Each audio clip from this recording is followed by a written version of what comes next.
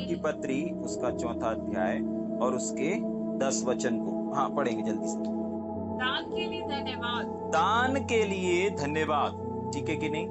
दान भेंट समझते ना? हाँ, दान भेंट, हाँ यस, पढ़ेंगे 10 वचन से। मैं प्रभु में बहुत आनंदित हूँ। पौलुस इस बात को कहता है कि मैं प्रभु में बहुत आनंदित हूँ। ठीक, अब आनंद का कारण अभी उसने पिछले बीते वचनों में अपन को सिखाया था, प्रभु में सदा आनंदित रहो। मैं फिर कहता हूँ आनंदित रहो। साथ ही साथ वो खुद अपने बारे में भी बता रहा है कि मैं भी बहुत आनंदित हूँ। और किस में आनंदित हूँ? मैं प्रभु में आनंदित हूँ। ठीक है, हमारे आनंद का कारण, हमारे आनंद का विषय हमारा प्रभु यीशु मसीह है, हमारे सेवकाई है। हमारी खुशियां, हमारा आनंद, हमारा जॉय किस में छुपा रहना चाहिए? प्रभु में छिपा रहे। मतलब उसकी वजह जो होनी चाहिए वो कौन सी होनी चाहिए? प्रभु होनी चाहिए, परमेश्वर का वचन होनी चाहिए। ठीक है कि नहीं? ठीक, आगे। मैं प्रभु में बहुत आनंदित हूं कि अब इतने दिनों के बाद तुम्हारी चिंता मेरे विषय में फिर जागृत हुई है। नंबर 1, पहली चीज इस बात को समझना है कि कौन किसकी चिंता कर रहा है। ठीक है, तो यहाँ पर पौलुस चिंता नहीं कर रहा है, लेकिन पौलुस की चिंता कौन कर रहा है? फिलिप्पी। भैया अभी तो आपने बताया था कि चिंता नहीं करना, लेकिन यहाँ पर तो चिंता कर रहा है। फिलिपियों की टीम, फिलिपियों की कलीसिया के लोग चिंता कर रहे हैं। हाँ, ऐसा है। क्यों? दोनों चिंताओं में फर्क है। ठीक है कि नहीं? पहली जो चिंता थी, उस वचन को अगर हम पढ़ेंगे तो वहां पर लिखा था किसी भी बात की चिंता मत करो। और कौन सी वाली जो चिंता है जो हमको विनाश की ओर लेकर के जाती है और परमेश्वर के वचन को नाश कर देती है, वो हमने मरकुस रचित सुसमाचार उसके 4 अध्याय और उसके 19 वचन से देखा था कि इस संसार की चिंता, ठीक है कि नहीं? तो इस संसार की चिंता हमारे अंदर परमेश्वर का जो वचन बोया जाता है उसको नाश कर देती है, उसको दबा देती है, उसको समाप्त कर देती है, उसको निष्क्रिय कर देती है। लेकिन कुछ आत्मिक चिंताएं भी हैं। बाइबल में ऐसा लिखा है, एक दूसरे की उन्नति की चिंता किया करो। ठीक है कि नहीं? तो यहाँ पर जो चिंता है, यहाँ पर पौलुस की चिंता फिलिपियों की कलीसिया और फिलिपियों का जो टीम था वो लोग कर रहे हैं। और पहली बार नहीं कर रहे हैं, दोबारा कर रहे हैं। पौलुस क्या बोल रहा है? तुम्हारी चिंता मेरे विषय में, तुम लोगों के पास जो चिंता इस समय मंडरा रही है वो मेरे विषय में। उसका विषय क्या है? मेरे विषय में फिर से जागृत हुई है। मतलब इसके पहले भी इन लोगों ने पौलुस की चिंता किया था, और किस विषय में किया था ये आपको हेडिंग में समझ में आ गया होगा। ठीक, उसके आगे पढ़ेंगे। जागृत हुई है कि आगे पढ़ेंगे? निश्चय तुम्हें आरंभ में भी, तुमको शुरुआत में, है ना? बहुत बार मैंने इस बात को बोला, जब आप शब्द को दूसरे शब्दों में पढ़ेंगे तो आपको और ज्यादा और गहराई से समझ में आएगा। ठीक है कि नहीं? हाँ, तो आरंभ का मतलब क्या होता है? शुरुआत में, आदि में। ठीक है कि नहीं? अब ये वो वाला आदि नहीं है, सृष्टि वाला, उत्पत्ति वाला, नहीं नहीं नहीं, तो आदि में, शुरुआती दिनों में। यस, पढ़ेंगे। निश्चय तुम्हें आरंभ यानी कि शुरुआत में भी इसका विचार था। मतलब शुरुआत में भी तुमने इस विषय पर, दान के विषय में, कौन से विषय पर? दान के विषय पर, देने के विषय में, फाइनेंस के विषय में क्या किया था? मेरी चिंता किया था, उसका विचार किया था। बट आगे, पर तुम्हें अवसर ना मिला। मतलब ये लोग देना चाहते थे। किसको देना चाहते थे? पौलुस को कुछ कुछ देना चाहते थे। अभी नहीं, इसके पहले वाला बता रहा है। आरंभ में भी तुमको क्या था? तुम्हारे मन में मेरी चिंता आई थी कि तुम मुझे मेरी सेवकाई के लिए कुछ दो। जाग रहे? समझ पा रहे हैं? पौलुस फिलिपियों की कलीसिया के बारे में बोल रहा है, तुम लोगों ने पहले भी मेरे विषय में चिंता किया था कि तुम लोग मेरी सेवकाई के लिए कुछ चीजों को, कुछ बातों को करो, सहायता करो। ठीक है कि नहीं? लेकिन हुआ क्या था? क्यों नहीं दे पाए? क्योंकि बाइबल बताती है, आगे ऐसा लिखा है, पर तुम्हें अवसर ना मिला। मैं हमेशा इस चीज को बोलता हूं ना कि अवसर और एक समय ये ऐसी चीज है जो एक बार चला जाता है तो दोबारा आपके पास नहीं आता। जाग रहे? एक बार चला गया तो दोबारा अवसर नहीं मिलता।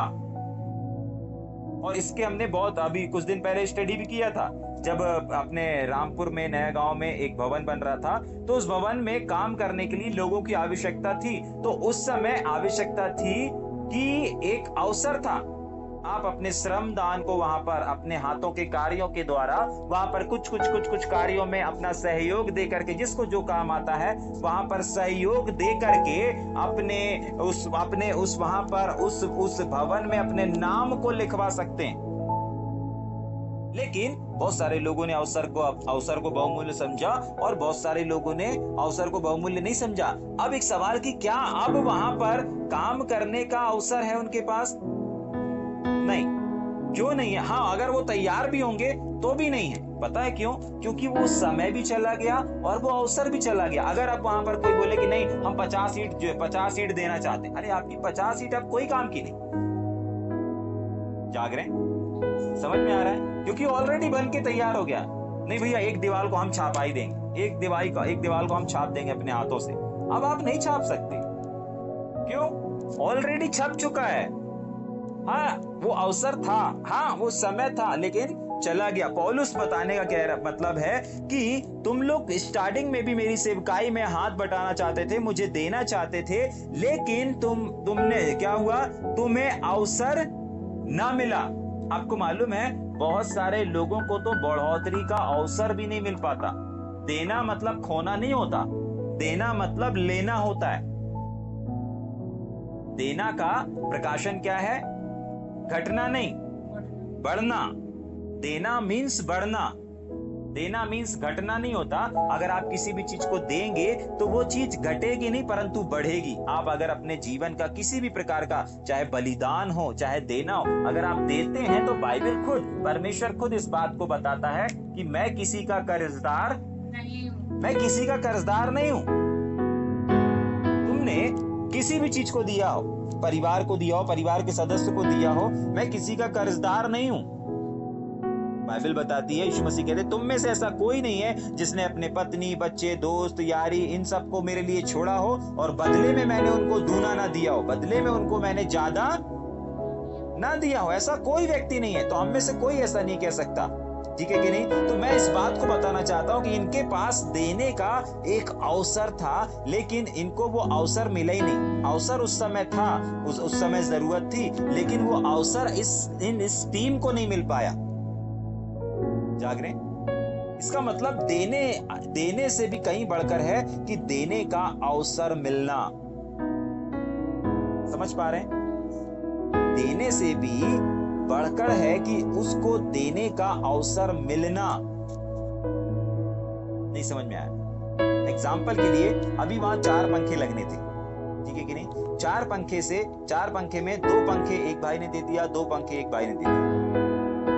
अब कोई दूसरा भाई 2 पंखे लेकर खड़ा हो जाएगा तो क्या उसको कहां लगाएंगे? अपन छत पे लगाएंगे क्या? नहीं। इसका मतलब 2 पंखे देने का, वो देने को भाई तैयार है, लेकिन अपने को लगाने का अवसर नहीं है, उसको देने का अवसर भी नहीं मिला। उदाहरण के लिए जस्ट बता रहा हूं, ठीक है कि नहीं? समझ पा रहे हैं? कोई भी चीज करने का एक अवसर रहता है, ठीक है, लेकिन बहुत लोगों को वो अवसर गवा देते हैं। लेकिन बहुत सारे ऐसे भी लोग हैं फिलिपियों के समान कि उनको तो अवसर भी नहीं मिलता कि वो दे पाए। समझ पा रहे हैं? तो पहली बार इनके साथ क्या हुआ? पहली बार इनके साथ ये हुआ कि उन लोगों को देने का अवसर ही नहीं मिला। ऐसा नहीं कह रहा है कि तुमने उस अवसर को गवा दिया, ऐसा नहीं लिखा है कि तुमने उस अवसर को खो दिया है। नहीं नहीं नहीं, उस समय भी मुझे जरूरत थी। पौलुस तो बताता नहीं था, लेकिन उस समय भी और जरूरत थी, सब कुछ था, लेकिन तुम लोगों को देने का, तुम लोग भी देना चाहते थे। ऐसा नहीं है तुम लोग नहीं देना चाहते थे, देना चाहते थे। तभी के लिए परमेश्वर का वचन कहता है कि जब तुम उसके शब्द को सुनो, अपने मन को कठोर मत करो। जाग रहे?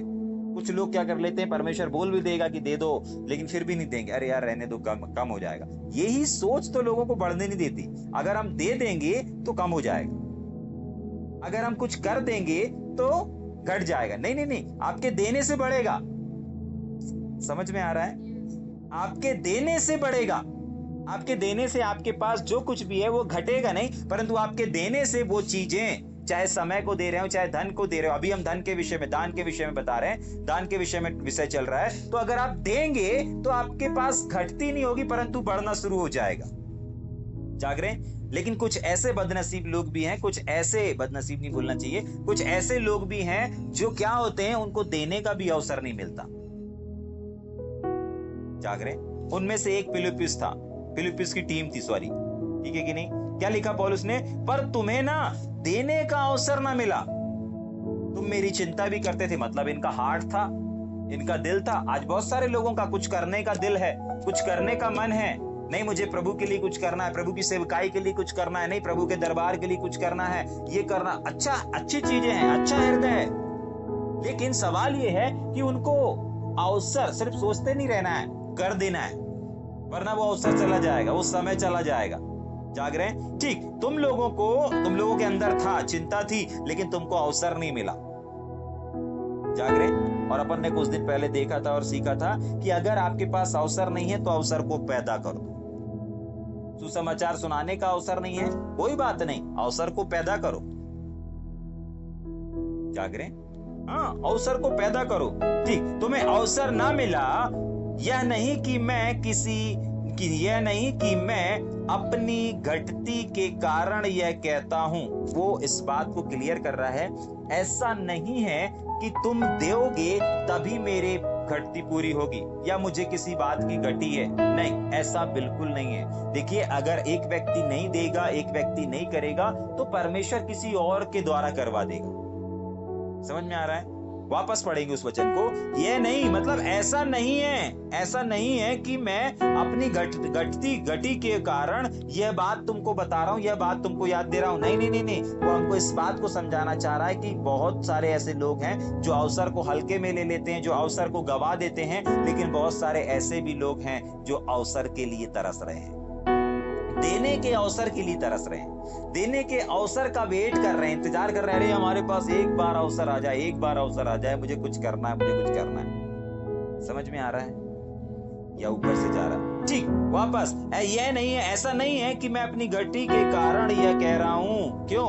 क्योंकि मैंने यह सीखा है कि जिस दशा में हूँ उसी में संतोष करूं। बस नंबर 1 पौलुस इस बात को क्लियर करता है कि देखो, मुझे किसी भी बात की कमी घटी नहीं है, ठीक है कि नहीं? बहुत बार आपको सेवक लोग अपनी सेवकाई में किसी भी चीज की घटती को जाहिर नहीं करेंगे कि हाँ सच में हमें घटती है। क्यों? क्योंकि वो अंगीकार ही नहीं कर सकते कि हमें घटी है। जैसे अभी स्टार्टिंग में मैंने बोला कि अपने उसमें 20,000 रुपए अगर लग रहा है तो हमको नहीं मालूम, हमने अपनी चिंता को प्रभु के ऊपर डाल दिया। अब हम ये विश्वास रखते हैं, हम ये अंगीकार करते हैं कि हमारे पास बहुत धन है, और जब जहां जरूरत पड़ती जाएगी हमारे पास, हमारे अकाउंट में रहेगा, और हम फटाक से उसको स्कैनर में देते जाएंगे और होता जाएगा। ठीक है? तो बहुत बार वैसे ही पौलुस भी कर रहा है, अपन ने भी यही अंगीकार किया, पौलुस भी यही अंगीकार कर रहा है कि भाई ऐसा नहीं कि मैं घटी के कारण तुमसे इस तरीके से बात कर रहा हूँ, या इन बातों को याद दिला रहा हूँ कि तुम्हें अवसर था ये सब का, है ना? ये सब बात नहीं है। वो बताना ही चाह रहा है कि मैं तुम्हारे देने पर डिपेंड नहीं हूं, तुम दोगे तभी मेरी घटती पूरी होगी, ऐसा बिल्कुल भी नहीं है। यह नहीं है कि मैं अपनी घटती के कारण रो रहा हूं, दे दो, बता दो, नहीं, ऐसा बिल्कुल भी नहीं है। ठीक है कि नहीं? ऐसा बिल्कुल भी नहीं है। समझ में आ रहा है या ऊपर से जा रहा है? ठीक है? तो एक सेवक अपनी सेवकाई में क्या घटती है, क्या बढ़ती है, नहीं बताएगा, आपको नहीं फोर्स करेगा कि आपको देना है, नहीं। आपके पास अवसर है, आपको मालूम है सारी चीजें, अब आपके पास समय है, आपके पास अवसर है कि आप उसका भाग बनना चाहते हैं तो बन सकते, नहीं बनना चाहते तो नहीं बन सकते। समझ में आ रहा है? आप उस अवसर का लाभ उठा सकते हैं, आप उस अवसर का लाभ नहीं भी उठा सकते। ठीक है कि नहीं? पौलुस साफ इस चीज को बोल रहा है, ऐसा नहीं है कि मैं अपनी घटती, वो अपने आप को घटती में देखता ही नहीं।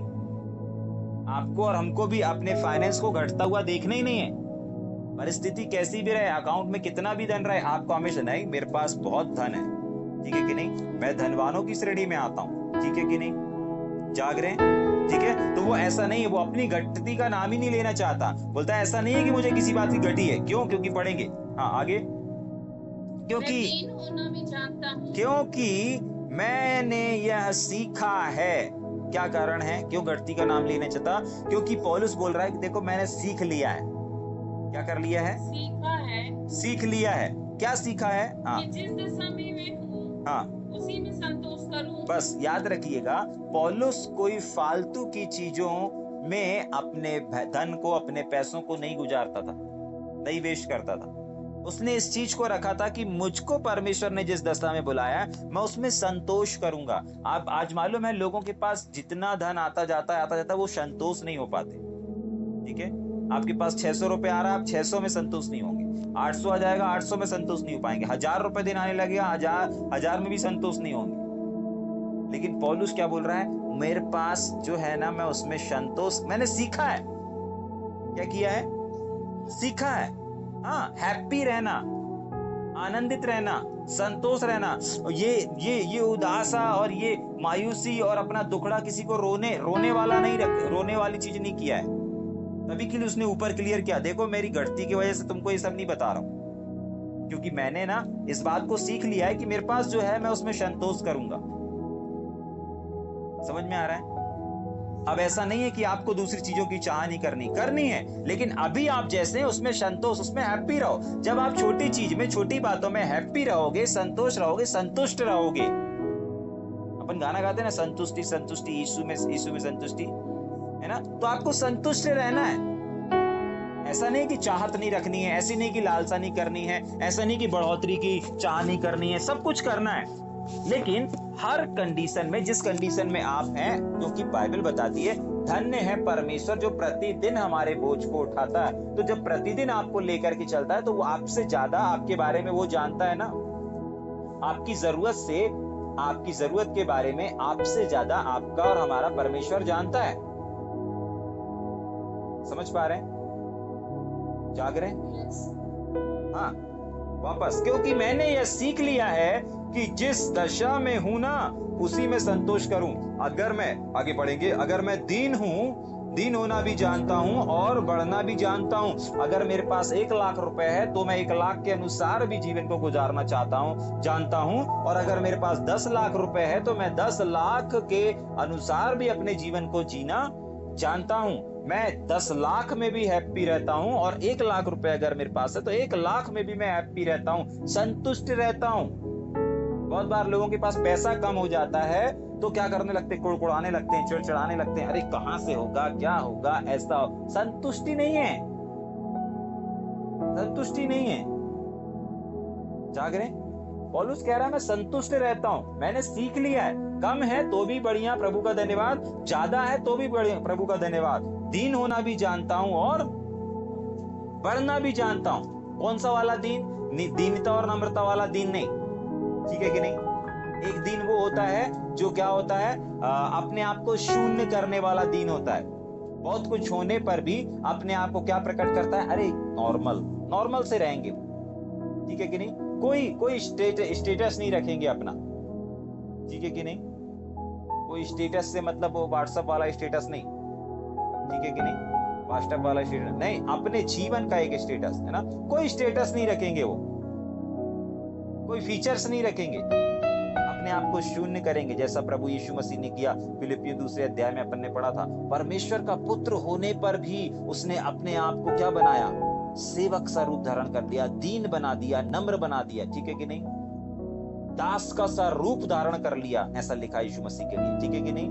समझ में आ रहा है? तो मैं दीन होना भी जानता हूं और बढ़ना भी जानता हूं। मतलब वो दीन की परिस्थिति में भी रहता है और बड़े व्यक्ति की परिस्थिति में भी, सिचुएशन में भी रहता है। यीशु मसीह के जीवन में भी ये चीज देखी गई थी? नहीं देखी गई थी। एक समय था कि वो छोटे जगह पर छोटे लोगों के बीच में प्रचार कर रहा है, एक जगह देखा गया कि वो बड़े बड़े लोगों के बीच में प्रचार कर रहा है।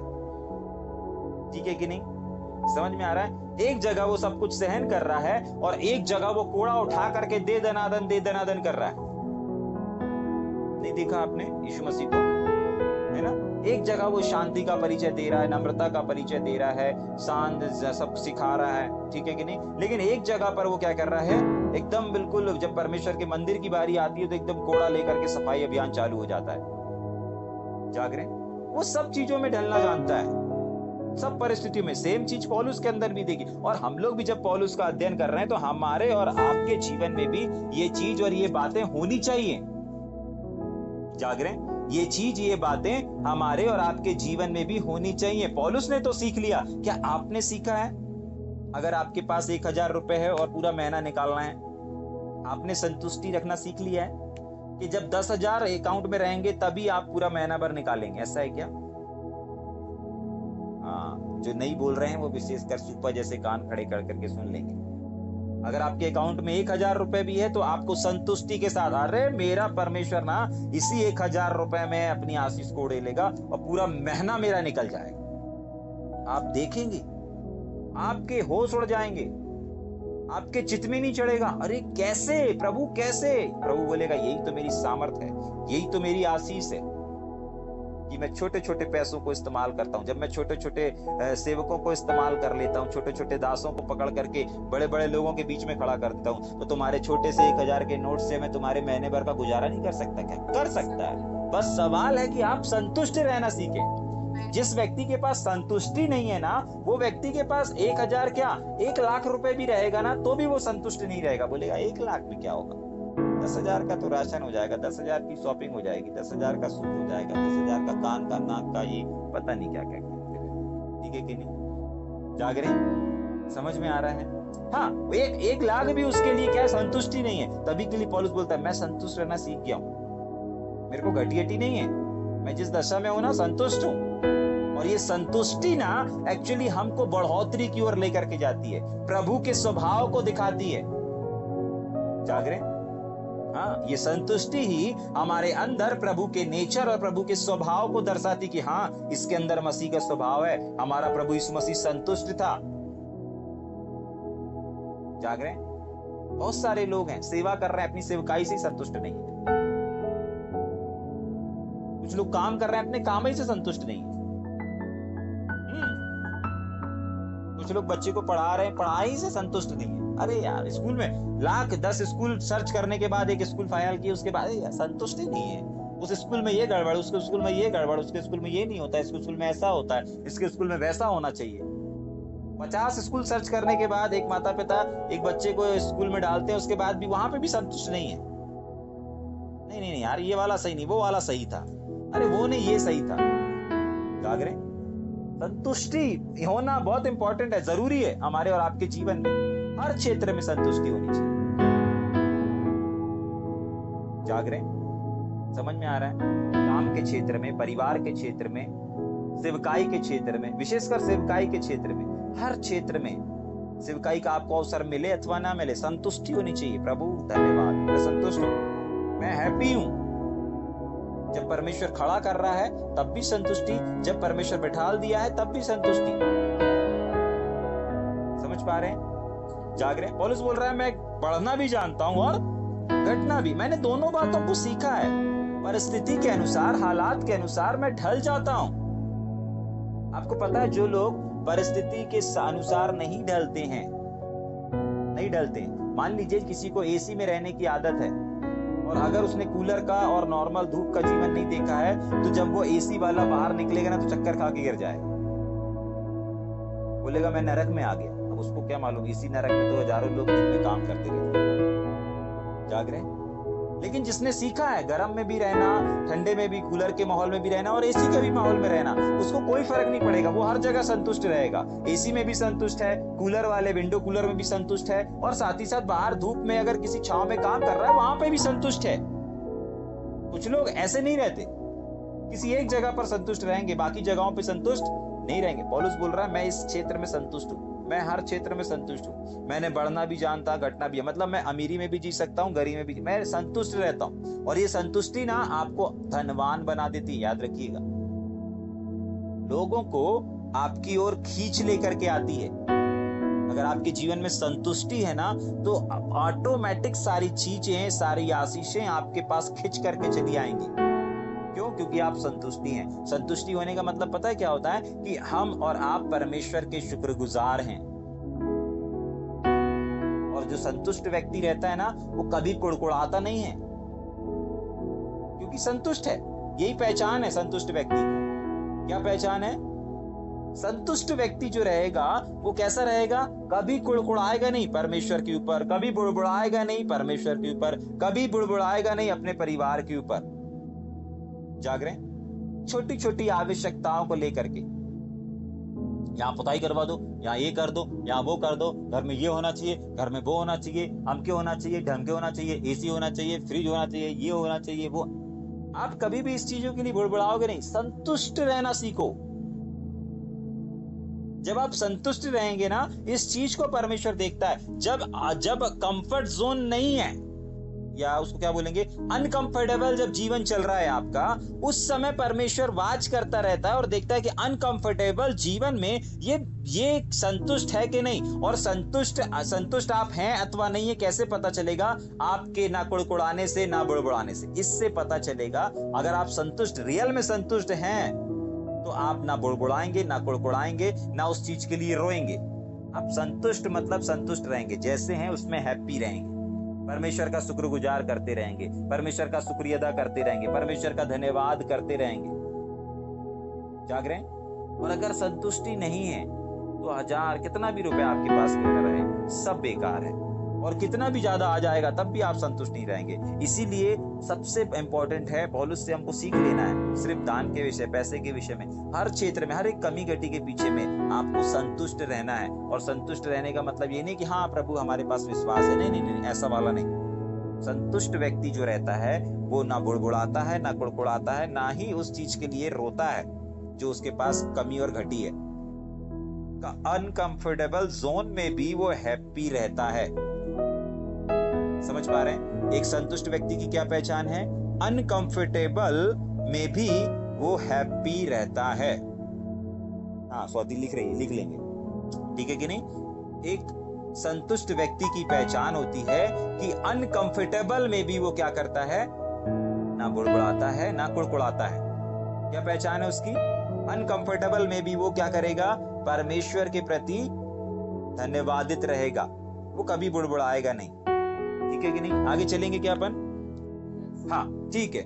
मैंने सीख लिया है हर दशा में उसी में संतुष्ट रहूं। ठीक है। 12 वचन को, मैं दीन होना भी जानता हूं और बढ़ना भी जानता हूं। इस चीज को भी हमने देख लिया। हर एक बात और सब दशाओं में मैं तृप्त होना, भूखा रहना और बढ़ना और घटना सीखा है। उसने इस बात को भी क्लियर कर दिया कि ये मेरी दिनचर्याओं से चीजें जुड़ा हुआ है। अगर किसी को डाउट हो रहा होगा कि भैया घर की आवश्यकताओं को पूरा करना, घर की चीजों की डिमांड करना, अरे भैया ये चीज वो चीज जो आप बोल रहे थे, ये सारी चीजें नहीं लिखी, तो पौलुस ने आगे जाकर के 12वें वचन में क्लियर कर दिया कि ये मेरी दिनचर्या की आवश्यकताओं की चीजें हैं। समझ में आ रहा है? वापस पढ़ेंगे क्या 12 वचन को? ठीक। मैं दीन होना भी जानता हूं और बढ़ना भी जानता हूं। कैसा वाला दीन बता रहा हूं, क्लियर कर रहा है। आगे पढ़ेंगे। हर एक बात में, कौन सी बात है? पढ़ेंगे। और सब दशाओं में, कौन सी दशा है इस चीज को भी देखेंगे। कुछ लोग बोलेंगे भैया आत्मिक दशा की बात चल रही है। हाँ, आत्मिक दशा की बातें भी चल रही हैं जो हमने ऊपर पढ़ लिया, ठीक है, लेकिन नीचे कुछ और दशाएं हैं, पढ़ेंगे। मैंने तृप्त होना, संतुष्ट होना सीख लिया है। आगे भूखा रहना, बस रुक जाएंगे। भूखा रहना कौन से आत्मिक जीवन को दर्शाता भाई? भूखा रहना हमारे दिनचर्या की पेट की आवश्यकता है कि नहीं? आपके शरीर की आवश्यकता है कि नहीं? है ना नातान? पेट की आवश्यकता है ना? आइसक्रीम खाना है ना? हाँ, झूला झूलना शरीर बोल रहा ना, ठीक है कि नहीं? हाँ, तो ये आवश्यकता है, ठीक है। पौलुस इस चीज को क्लियर कर रहा है। देखो, मैं भूखा रहना भी जानता हूं, मतलब शरीर से जुड़ी हुई चीजें, शरीर से जुड़ी हुई आवश्यकताएं। ठीक, आगे। और बढ़ना और घटना भी सीखा है। हाँ, बढ़ना और घटना भी सीखा है मैंने। मैं हर परिस्थिति में संतुष्ट रहता हूँ और मुझे कोई फर्क नहीं पड़ता कि मेरे पास 5 रुपए है या 5000 है या 5 लाख है या 5 करोड़ है, कोई फर्क नहीं पड़ता। मैं हर 5 करोड़ में भी संतुष्ट हूँ, 5 लाख में भी संतुष्ट हूँ, 5000 में भी संतुष्ट हूँ, 500 में भी संतुष्ट हूँ और 5 रुपए में भी संतुष्ट हूँ। जाग रहे हैं? समझ में आ रहा है? ठीक, आगे 13 वचन। जो मुझे सामर्थ्य देता है। हाँ, ये सारी चीजें मैं एक कारण से कर पा रहा हूँ। इसलिए नहीं कि मैं ज्यादा हैंडसम हूँ, इसलिए नहीं कि मैं ज्यादा ताकतवर हूँ, इसलिए नहीं कि मैं ज्यादा प्रार्थना करने वाला हूँ, लेकिन वो इसका श्रेय जो दे रहा है वो किसको दे रहा है, इस बात को देखेंगे और समझेंगे। हाँ, उसमें मैं सब कुछ कर सकता हूँ। जो मुझे सामर्थ देता है उसमें मैं सब कुछ कर सकता हूं। तो आप और हम भी इस वचन के अनुसार हर एक बात में संतुष्ट रह सकते हैं। हम उस हर एक काम में फ्लो हो सकते हैं, हर एक उस दान में फ्लो हो सकते हैं, वरदान में फ्लो हो सकते हैं, हर एक उस बात में हम फ्लो हो सकते हैं और आगे जा सकते हैं। क्यों जा सकते हैं? इसलिए नहीं कि हमारे अंदर टैलेंट है, परंतु इसीलिए कि जो हमको सामर्थ देता है ना, अगर हमारा संपर्क उससे है, अगर हमारा कनेक्शन उससे है, अगर वो हमारे अंदर है, अगर हम उस पर फेथ रखते हैं, अगर हम उसको ध्यान देते हैं, अगर हम उसके अनुसार चलते हैं, तो बाइबल बताती है कि जो मुझे सामर्थ देता है उसमें मैं सब कुछ कर सकता हूं। 5 रुपए में भी मैं अपने घर को चला सकता हूं, 500 में भी मैं अपने घर का सारा राशन ला सकता हूं, 5000 में भी मैं कर सकता हूं, जाग रहे हैं, 5 लाख में भी कर सकता हूं, 5 करोड़ में भी कर सकता हूं। ठीक है कि नहीं? हर एक क्षेत्र में संतुष्ट रहता हूं। क्यों? क्योंकि जो मुझे सामर्थ देता है उसमें मैं सब कुछ कर सकता हूं। हाँ, परमेश्वर की सामर्थ के बिना ये संभव नहीं है। अगर आपके और हमारे साथ में परमेश्वर की सामर्थ नहीं है तो आप कुड़कुड़ाते और बुड़बुड़ाते रहेंगे। अरे इसको देना है, उसको देना है, ये वाला खर्च आ गया, अब ये खर्च भी आ रहा है, अब वो खर्च भी आ रहा है, अरे अब यहाँ से भी नहीं आया है, अब तो यहाँ से भी नहीं मिलेगा, अब कहाँ से होगा, क्या होगा, कैसे होगा। ये चीजें हमारे जीवन में परमेश्वर की सामर्थ को रोक देती हैं। क्या कर देती हैं? सैम बोलेगा, क्या करती हैं? रोक देती हैं। जाग रहे हैं? क्यों? क्योंकि ये कुड़कुड़ाने और बुड़बुड़ाने को दर्शाती है, ये असंतुष्टि को दर्शाती है कि सामने वाला संतुष्ट नहीं है। आज जो परमेश्वर ने दिन दिया है, इस दिन से संतुष्ट नहीं है। आज जो परमेश्वर ने सुरक्षित आंखें खोल दी, आपकी आंखें रात में बंद नहीं हुई, आपको परमेश्वर ने दूसरा दिन दिखाया, सुबेरा दिया, इसमें संतुष्ट नहीं है। हाँ, इस दिनचर्या में जो कमी अनकंफर्टेबल लग रहा है, आपको पॉकेट में पैसा अनकंफर्टेबल लग रहा है, गाड़ी अनकंफर्टेबल लग रही है, कुछ भी चीज उसमें अगर आप नुक्स निकाल रहे हैं, उसमें अगर कमेंट्स कर रहे हैं, अरे अब ये कैसे होगा, घर में गाड़ी कैसे आएगी, ये कैसे होगा, तो आप समझ जाइए कि आप परमेश्वर की सामर्थ पर बिलीव नहीं करते और परमेश्वर की सामर्थ आपके साथ में नहीं है। क्यों? क्योंकि परमेश्वर का वचन कहता है कि जो मुझे सामर्थ देता है ना, उसमें मैं संतुष्ट भी रह सकता हूं, उसमें मैं हर एक चीज में ढल सकता हूं, उसमें मैं हर परिस्थिति में जिंदा रह सकता हूं, हर परिस्थिति में कायम रह सकता हूं और प्रभु में बना रह सकता हूं। उसका वचन कहता है जो मुझे सामर्थ देता है उसमें मैं सब कुछ कर सकता हूं। जाग रहे हैं? समझ में आ रहा है? हाँ, वापस 14 वचन। वो भी तुमने भला किया कि मेरे क्लेश में मेरे सहभागी हुए। बस उसके बाद पौलुस इस बात को कह रहा है, देखो उसने अपने जीवन, अपने स्वभाव और अपने नेचर को सामने रख दिया। ठीक है? उसने नहीं बोला कि मेरी हेल्प करो, उसने नहीं बोला कि मुझे आवश्यकता है, उसने नहीं बोला कि मुझे जिस चीज की जरूरत है या उस चीज की जरूरत है। बहुत बार लोग बताते रहते हैं इस चीज की जरूरत है, इस चीज को करना है, इस चीज को करना है, इस चीज को करना है। पौलुस ने नहीं बताया। बताया क्या? नहीं बताया। उसने तो घटती का नाम भी नहीं लिया, क्योंकि वह घटती का अंगीकार ही नहीं करना चाहता था। बोलता भैया मेरे पास हो चाहे ना हो, मैं संतुष्ट हूं, मैं हैप्पी हूं, मैं परमेश्वर का शुक्रिया गुजार हूं, शुक्र अदा हूं, मैं परमेश्वर के प्रति धन्यवादित हूं। ठीक है? लेकिन 14 वचन पढ़ेंगे, तो भी मतलब मुझको घटी ना होने पर भी, मेरे पास सब कुछ होने के बावजूद भी तुम लोगों ने क्या किया? ये अच्छा किया कि मेरे क्लेश में मेरे सहभागी हुए। क्या किए? दुखों में क्या हुए? सहभागी। अब ये वो वाला दुख नहीं है, याद रख लीजिएगा। ये कौन सा वाला दुख नहीं है? कौन सा वाला दुख नहीं है? किसी कोड़े मार रहे हैं, कोई सेवकाई में सताव कर रहा है, नहीं नहीं नहीं, ये सब चीज वाला सताव यहाँ पर नहीं है, क्योंकि हमारा विषय क्या है? दान के लिए धन्यवाद। तो किस चीज का दुख है? कौन सा वाला क्लेश है? क्लेश दुख होने के बावजूद भी उसको जाहिर नहीं कर रहा पौलुस, बोल रहा मैं संतुष्ट हूं, मैं हैप्पी हूं। हो सकता है आज आपके पास कमी और घटी होगी, लेकिन आप थोड़ा सोचें और विचार करें, क्या आप अपनी कमी घटी को प्रकट कर रहे हैं, अपने मुंह से अंगीकार कर रहे हैं?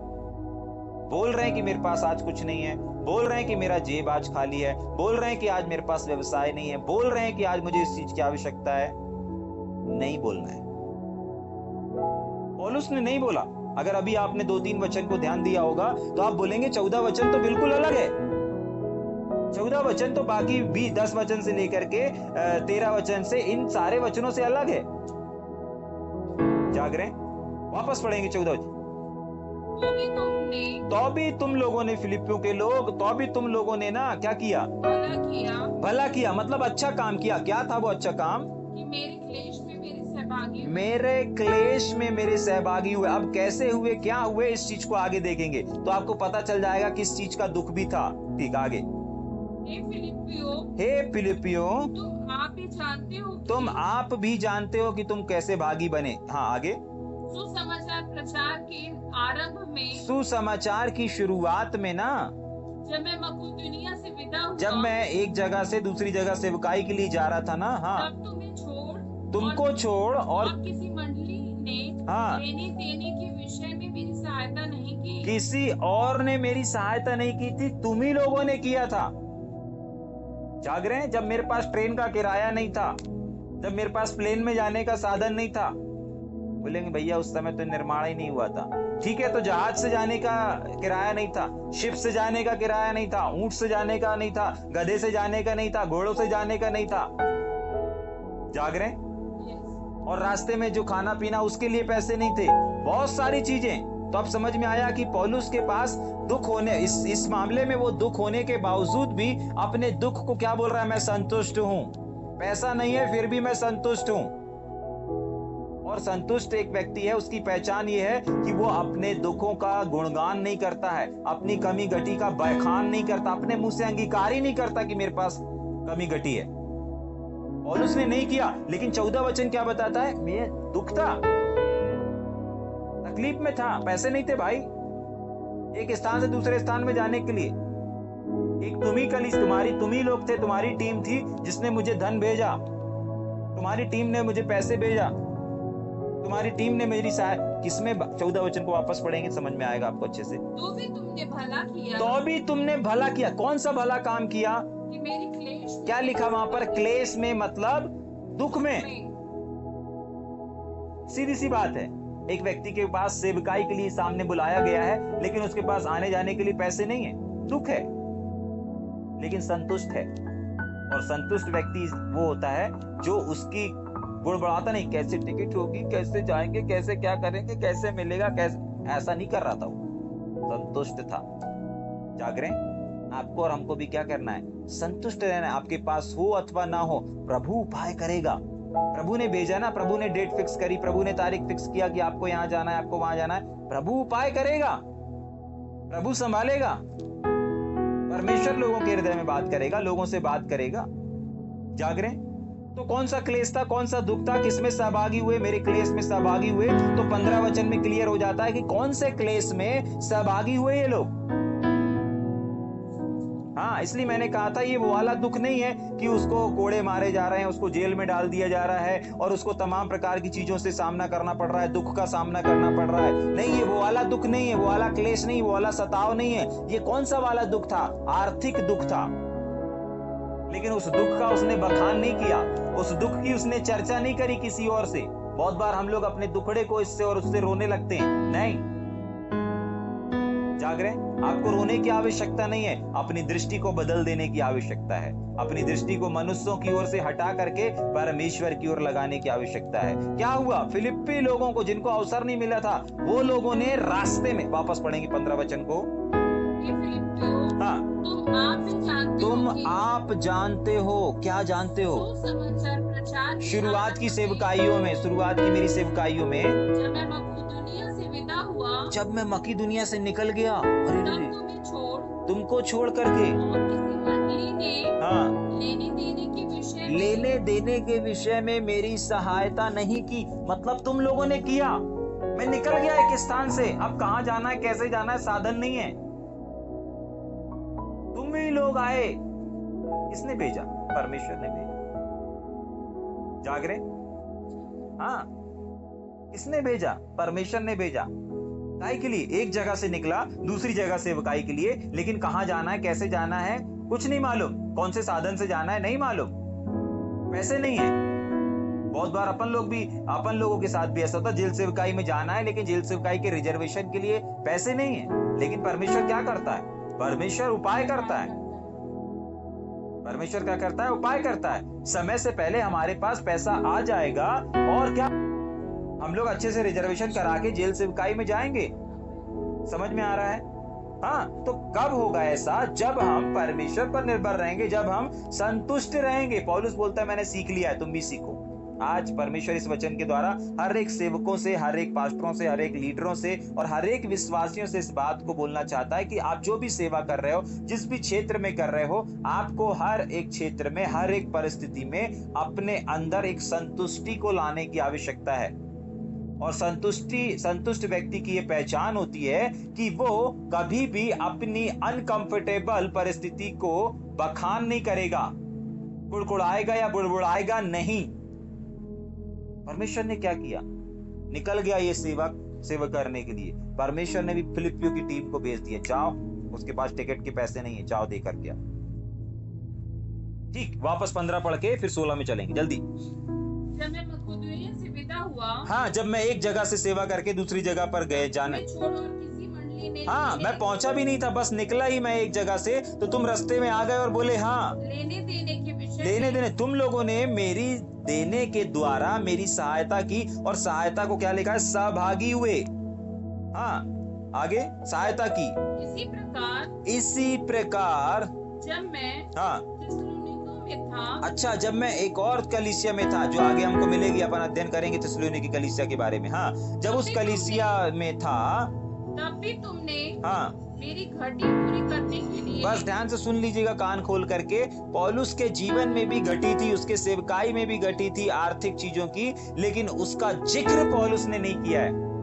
हर इंसान की सेवकाई में कहीं ना कहीं घटी पाई जाती है, लेकिन एक व्यक्ति संतुष्ट कब कहलाता है? जब वो उस घटी की चर्चा नहीं करता। अभी आपने कोई वचन पढ़ा कि मेरे पास घटी है, मेरे को ये लेना वो लेना, ऐसा पौलुस ने पढ़ा, लिखा कि कहीं? नहीं लिखा है, नहीं लिखा है। क्यों? क्योंकि वो लेने नहीं चाहता नाम। उसने क्या बोला? भाई मैं तो संतुष्ट रहना सीख लिया हूं ना, घटी है तो भी संतुष्ट रहूंगा। दिन भर प्रचार करना है, एक ही टाइम का खाना है तो भी संतुष्ट हूं। एक ही मछली है, सुबह से शाम तक मेरे को पेट में रखनी है, हाँ, मैं एक मछली खा करके दिन भर प्रचार कर लूंगा। यही चलता रहता था उस समय, संतुष्ट रहता था। 2 बार मिल गया तो भी संतुष्ट है, 1 बार मिला तो भी संतुष्ट है। जागरे? समझ में आ रहा है या ऊपर से जा रहा है? ठीक, इसी प्रकार जब मैं थिस्सलुनीके में था, तब भी तुमने मेरी घटी पूरी करी। मतलब घटी में सेवा कर रहा था, लेकिन घटी का क्या घटी थी? पॉकेट में, जेब में पैसे नहीं थे, या जाने का साधन नहीं था, या खाने के पैसे नहीं थे। ये सब का बखान नहीं लिखा बाइबल में, बस घटी थी। कुछ लोग बोलते हैं ना, जब हम सेवा कर रहे हैं तो हमको घटी क्यों है? परमेश्वर पूरा करे ना, परमेश्वर। अरे घटी में भी लोगों ने सेवा किया है भाई, घटी में भी सेवा किया है, आप भी सेवा कर सकते हैं, लेकिन परमेश्वर उन घटी को पूरा करेगा। लेकिन याद रखिए, कब पूरा करेगा? जब आप बुड़बुड़ाएंगे नहीं, कुड़कुड़ाएंगे नहीं और अपनी घटी का बखान नहीं करेंगे। अरे पूरा अकाउंट खाली हो गया यार, अरे अभी इसको किस्त देना है, उसको किस्त देना है, अरे ये करना है, अरे वो करना है, बच्चे की। इनका बखान करने की जरूरत नहीं है। दृष्टि को बदल लो, परमेश्वर की ओर दृष्टि लगाओ। हाँ, घटी है। बहुत बार लोग प्रार्थना करते हैं तो प्रभु इसकी फीस देना है, प्रभु इसका किराया देना है, प्रभु इसकी किस्त देना है, इसकी EMI देना है, इसको ये चुकाना है, उसका वो चुकाना है, ये करते रहते हैं। एक लाइन में प्रार्थना कर दो, प्रभु हमारी हर एक घटी को हम आपके हाथों में अर्पित करते हैं, हमारी हर एक घटी पूरी होनी चाहिए। खत्म। क्यों आप बगल वाले को सुना रहे हो? क्यों आप तीसरे को सुना रहे? क्यों आप चौथे को सुना रहे? पौलुस ने सुनाया क्या? नहीं। जब उसकी घटी पूरी हुई तब उसने बोला। जागरे? आपको कब बोलना है? जब आपकी जरूरत पूरी हो जाए। कब पूरी होगी? जब आप परमेश्वर पर निर्भर रहेंगे, जब आप संतुष्ट रहना सीख लेंगे। जागरे? वापस पढ़ेंगे 16 वचन। इसी प्रकार जब मैं ना थिस्सलुनीके में था, तो दोबारा फिर तुमने सहायता करी। एक बार फिलिप्पी की टीम ने सहायता नहीं करी, परंतु बार बार जहां जहां इनको समय मिल रहा था, जहां जहां अवसर मिल रहा था, इन्होंने बार बार पौलुस की क्या करी? सहायता करी, और वो भी इकरार भी कर रहा है, स्वीकार भी कर रहा है कि तुम लोगों ने सहायता करी। आगे,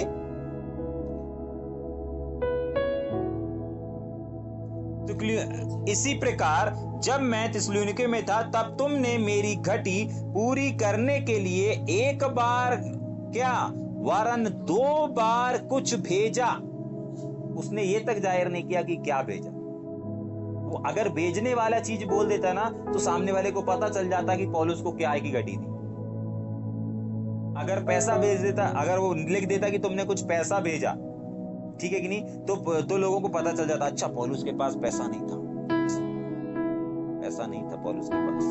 जाग रहे? हाँ, फिर लोग सिखाने लगते बिना पैसा के सेवा करो, ठीक है कि नहीं। इसलिए उसने घटी का नाम भी नहीं लिखा, जो भेजा गया उसका भी नाम नहीं बताया, बस तुमने मेरी देने के द्वारा सहायता किया।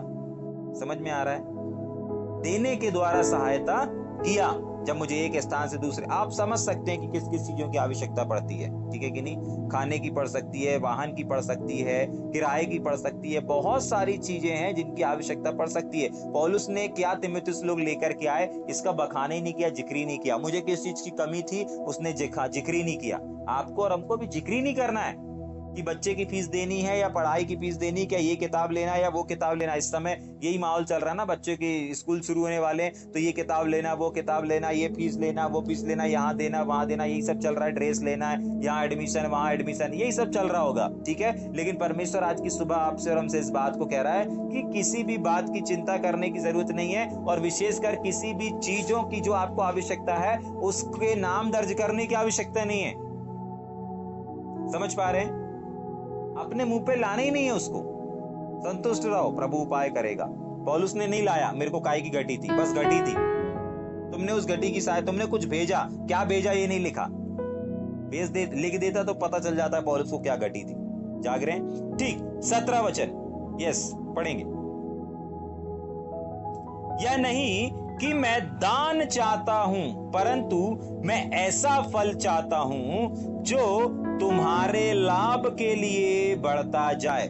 इस वचन को अंडरलाइन कर लीजिएगा। बहुत बार लोगों के मन में इस बात को आता है कि बहुत सारे सेवक लोग होते हैं जो देने के विषय में सिखाते हैं, और देने के द्वारा परमेश्वर उनके पास बहुत सारा इकट्ठा कर देता है। ये गलत है।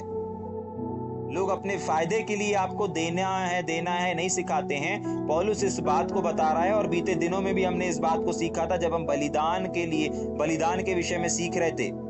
वैसे ही वही चीज यहाँ पर भी लिखी है 17 वचन में। और क्या लिखा हुआ है 17 वचन में? यह नहीं कि मैं दान चाहता हूं, ऐसा नहीं है कि मुझे पैसा चाहिए, दान चाहिए, या मुझे आप लोगों से कुछ मदद चाहिए, नहीं। अगर मैं किसी चीज को रिसीव भी कर रहा हूं, अगर मैं किसी चीज को तुमसे ले भी रहा हूं, अगर तुम दे रहे हो, तो वो मेरे लिए नहीं कि मेरा काम, मेरी घटी पूरी हो जाए, मेरी आवश्यकता पूरी हो जाए, नहीं, इसलिए नहीं ले रहा हूं। बहुत बार लोग बोल जा रहे अपने फायदे के लिए इस्तेमाल कर रहा है, दान दसवांश के लिए ये सब कर रहा है, ठीक है कि नहीं। ध्यान से सुन लीजिए, वहां पर क्या लिखा हुआ है कि यह नहीं कि मैं दान चाहता हूँ, परंतु मैं ऐसा फल चाहता हूँ जो तुम्हारे लाभ के लिए बढ़ता जाए। हाँ, बढ़ता जाए। क्या होता जाए? तुम्हारे लाभ के लिए। अगर मैं किसी चीज को ले रहा हूं तो लेने से तुम्हारी घटती नहीं होगी, तुम्हारी बढ़ती होगी। यही चीज को अभी अपन ने बीते दिन में देखा था कि जब एक व्यक्ति बलिदान करता है तो वो बलिदान कर देने से, कुछ त्याग कर देने से, कुछ चीजों को दे देने से उसके पास घटती नहीं होती परंतु बढ़ती होती है। क्या होती है? बढ़ोतरी होती है। उसके पास धन बढ़ेगा, उसके पास समय बढ़ेगा। जो कुछ भी वो दे रहा है, जो कुछ भी वो कर रहा है, उससे उसके जीवन में, उसके अकाउंट में, उसके परिवार में घटती नहीं होगी परंतु बढ़ती होगी।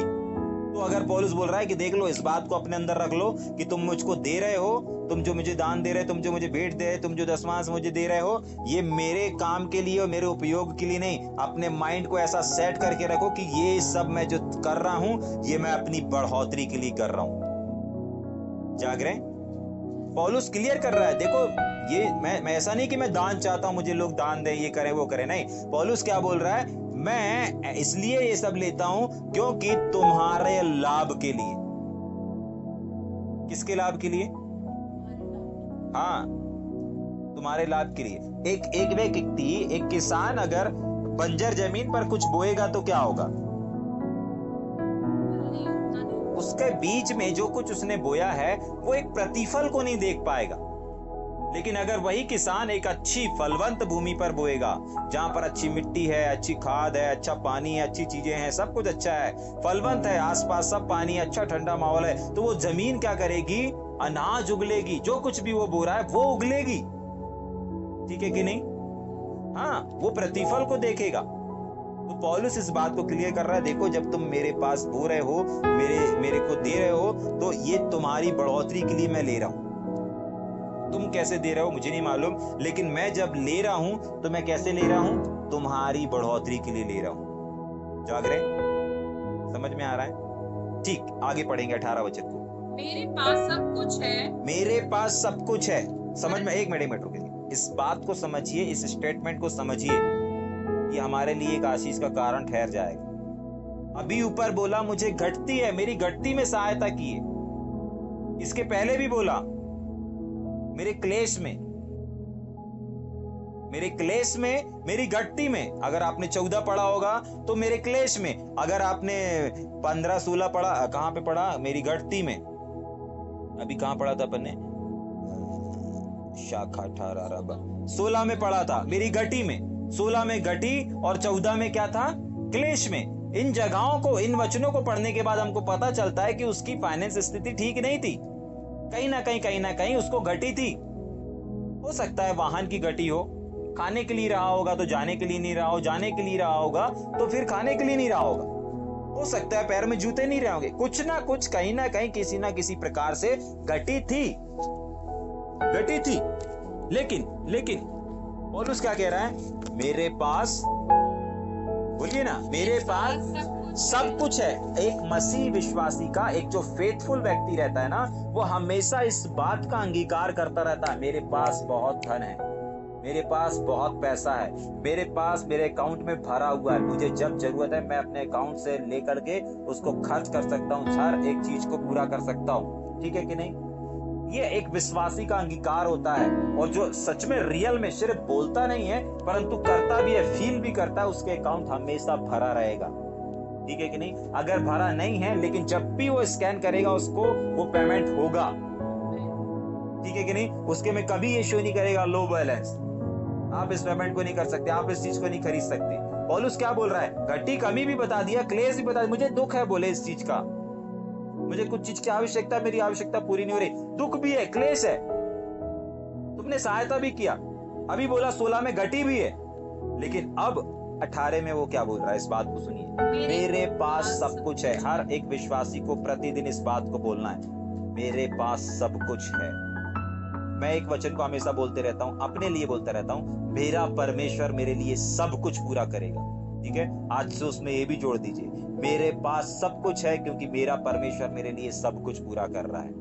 जाग रहे? आप जितना ज्यादा इसका अंगीकार, अब देखना, अगर आप मेरे साथ रहते हैं आसपास तो इस वर्ड को मेरे मुख से सुनते ही रहेंगे, मेरा परमेश्वर। अचानक से मैं बोल दूंगा, कुछ भी कर रहा हूं, मेरा ध्यान जरा सा भी याद आया, फटाक से मैं बोल दूंगा, मेरा परमेश्वर मेरे लिए सब कुछ पूरा करेगा। जाग रहे?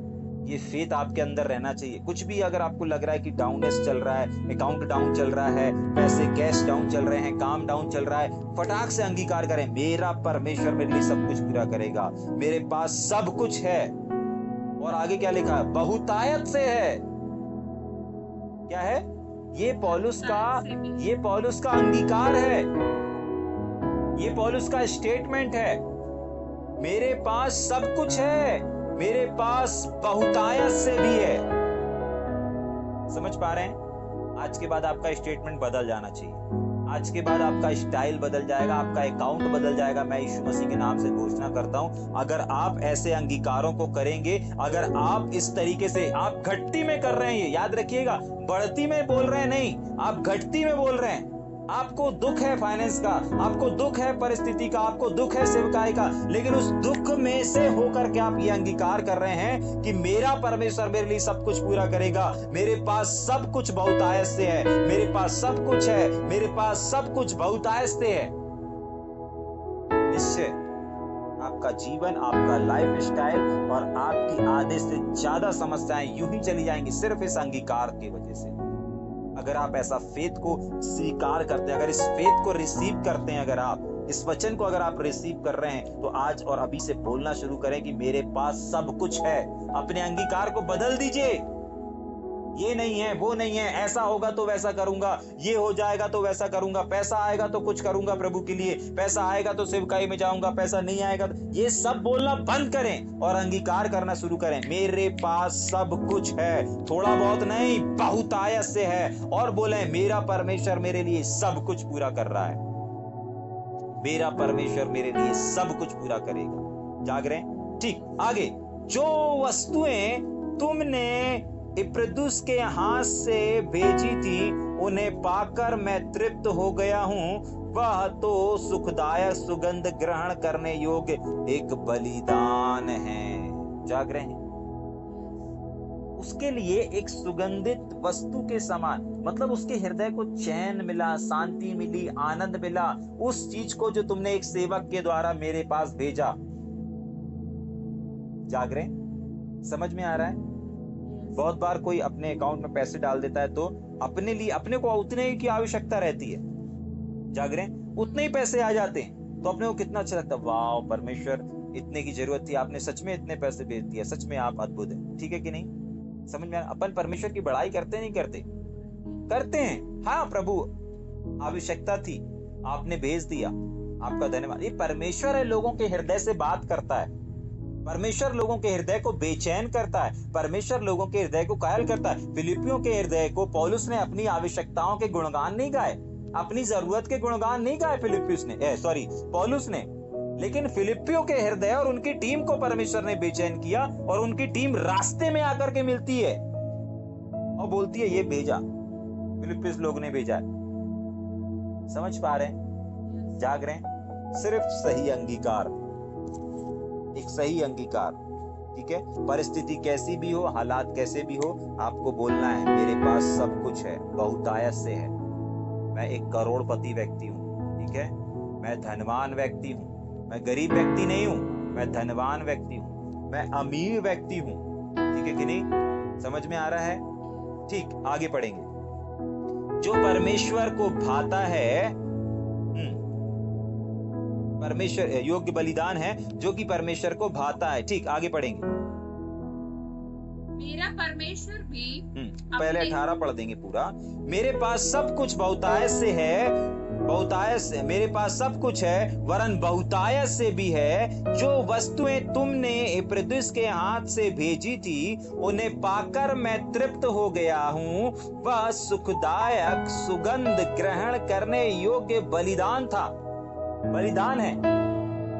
जाग रहे? उसके लिए क्या था? एक सुगंधित के समान था। उसकी आवश्यकताएं, उसकी घटी को जब पूरा किया गया, वो उसके लिए क्या लेकर के आया? एक सुखदायक सुगंध को लेकर के आया। और एक और चीज जो आखिरी भाग में लिखी हुई है कि जो परमेश्वर को भाता है। जाग रहे? क्या भाता है? अपनी आवश्यकताओं के गुणगान करना? नहीं, ये परमेश्वर को बिल्कुल अच्छा नहीं लगता। अपनी आवश्यकताओं को एक दूसरे से बताना बिल्कुल अच्छा नहीं लगता। ये चाहिए, वो चाहिए, ऐसा करना है, वैसा करना है, परमेश्वर को अच्छा नहीं लगता। जाग रहे? परमेश्वर चाहते हैं अपनी आवश्यकताओं को जो भी है मेरे सामने रख दो, मुझे बता दो, बाकियों को बताने की आवश्यकता नहीं है। और दूसरा, अंगीकार करते रहो। कोई आपसे पूछे, नहीं भाई मेरे पास सब कुछ है बहुतायत से, हाँ तुम देना चाहते हो तो ले लूंगा, लेकिन तुम्हारी बढ़ोतरी के लिए ले रहा हूं, इसलिए नहीं कि मेरे को कमी है, घटी है, मेरी जरूरत नहीं। मैं अगर इसको ले रहा हूं, मैं इस लिफाफे को ले रहा हूं, मैं इस धन को ले रहा हूं, मैं इस चीज को, तो मैं अपने फायदे के लिए नहीं ले रहा हूं, तुम्हारी बढ़ोतरी के लिए ले रहा हूं। अगर कोई आपको देता है तो आप लेने से पहले उसको बता देना, भाई मैं इसलिए नहीं ले रहा हूं कि मेरे को जरूरत है, मेरे पास बहुत कुछ है, मेरे पास बहुत कुछ है, बहुत शायद से, लेकिन मैं ले इसलिए रहा हूं ताकि तुम्हारी उन्नति हो जाए, तुम्हारी बढ़ोतरी हो जाए। जाग रहे? समझ में आ रहा है या ऊपर से जा रहा है? ठीक, मेरा परमेश्वर भी अपने उस धन के अनुसार जो महिमा सहित मसीह यीशु में है, तुम्हारी हर एक घटी को पूरी करेगा। ये ब्लेसिंग है जो पौलुस ने फिलिप के टीम और फिलिपियों के लोगों को दे दिया। पता है ये विशेषकर किसके लिए है? ये उन लोगों के लिए है जो देना जानते हैं। लेने वालों के लिए नहीं, जो देना जानते हैं। किसके लिए? जो देना जानते हैं, परमेश्वर के लिए, परमेश्वर के काम के लिए, परमेश्वर के सेवकों के लिए।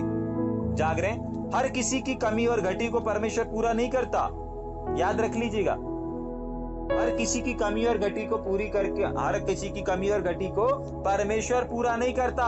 परमेश्वर उसकी कमी और घटी को पूरी करता है और करेगा और करता ही रहेगा। आज किया है, कल करेगा और हमेशा करता रहेगा। जो किसी सेवकाई में किसी की हेल्प और किसी की मदद करते हैं, उनकी, जो व्यक्ति, एक लाइन में अगर बोलूं, जो व्यक्ति देना जानते हैं, परमेश्वर उनकी हर एक कमी घटी को क्या करेगा? पूरी करेगा। अंगीकार कर लेने से मेरा परमेश्वर भी अपने उस महिमा के धन के अनुसार मेरी हर एक कमी घटी को पूरी करेगा, ऐसा नहीं है। वो कब करेगा? जब आप देना जानते हैं। आपको कोई दे रहा है, आपको भी किसी को देना है। समझ में आ रहा है? हाँ, जिन्हें आवश्यकता है आपको भी उनको देना है। समझ पा रहे हैं? जो देना जानते हैं, परमेश्वर उनकी हर एक कमी घटी को पूरा करना भी जानता है। ठीक है, लिख लेंगे। जो देना जानता है, परमेश्वर उनकी हर एक कमी घटी को पूरा करना भी जानता है। ठीक है, जो देना नहीं जानते ना, इस बात को समझ लीजिए अंदर। अगर आप चाहते हैं कि मैं दूं ना, मैं अगर दूं ना और मुझे मिलता रहे, ऐसा संभव नहीं है, ऐसा संभव नहीं है। जाग रहे हैं? कुछ लोग बर्थडे में जाते हैं, सालगिरह में जाते हैं, लोगों को गिफ्ट देते हैं। कुछ लोग नहीं गिफ्ट देते, और जो नहीं गिफ्ट देते वो अपेक्षा करते हैं कि भाई मुझे गिफ्ट मिले। ये संभव है क्या? नहीं है। अरे जब आप देते हैं, तो जब आप किसी शादी ब्याह होती ना, जब हम लोग स्टार्टिंग में थे, मम्मी भी जुड़ी हुई है, तो जब हम लोग स्टार्टिंग में थे, जब हम लोग क्या शादियां हुआ करती थी, एक एक करके सबकी शादियां हो रही थी, तो हम लोग क्या करते थे? लिख लेते थे। ठीक है, लिख लेते थे किसने कितना दिया, इसने 21 रुपए, इसने 121, इसने 51, इसने ये, ऐसे करके लिस्ट बना लिया करते थे। जाग रहे? समझ में आ रहा है? और वो क्यों बना लिया करते थे? क्योंकि हमारे पास लेखा जोखा है कि उन लोगों ने कितना दिया था। ठीक है कि नहीं? मम्मी बनवा देती थी इस लिस्ट को। जाग रहे? समझ में आ रहा है? हाँ, और क्यों? क्योंकि जब दोबारा उनके घर में कोई फंक्शन हो, उनके घर में कोई शादी ब्याह हो, तो अपन उनसे उतना दें या फिर उससे थोड़ा सा ज्यादा दे दें। जाग रहे? जब इस तरीके का पैटर्न, जब इस तरीके की चीजें हम लोग कर सकते हैं, तो यहाँ पर लिखा क्या है? क्या लिखा हुआ है? किसके लिए है ये आशीष से? तो जो देना जानते हैं। जाग रहे? समझ पा रहे हैं? अगर आप देना जानते हैं ना, तो आप कभी भी कमी और घटी में नहीं रहेंगे। काय में नहीं रहेंगे?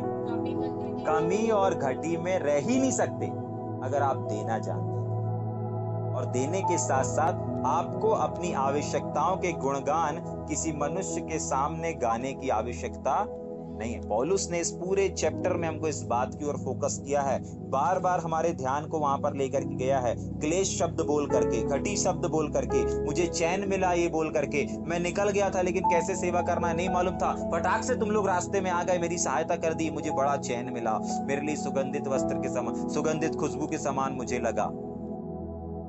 जाग रहे? समझ में आ रहा है? जब कोई नहीं था, तुम ही लोग आ गए थे मेरी सहायता करने की, तुम ही लोग आ गए थे मेरी मदद करने के लिए, मुझे बड़ा सुकून मिला, मुझे बड़ा चैन मिला। जाग रहे? समझ पा रहे हैं? आपको आज की सुबह परमेश्वर इस वचन के द्वारा आशीषित करने पाए कि आपको और हमको, किसको परमेश्वर किसकी घटी को पूरा करेगा? जो देना जानते। ठीक है, हमारे परमेश्वर और पिता की महिमा युगानुयुग होती रहे। आमीन। ठीक है, आइए जल्दी से हम प्रार्थना करेंगे। स्वर्गीय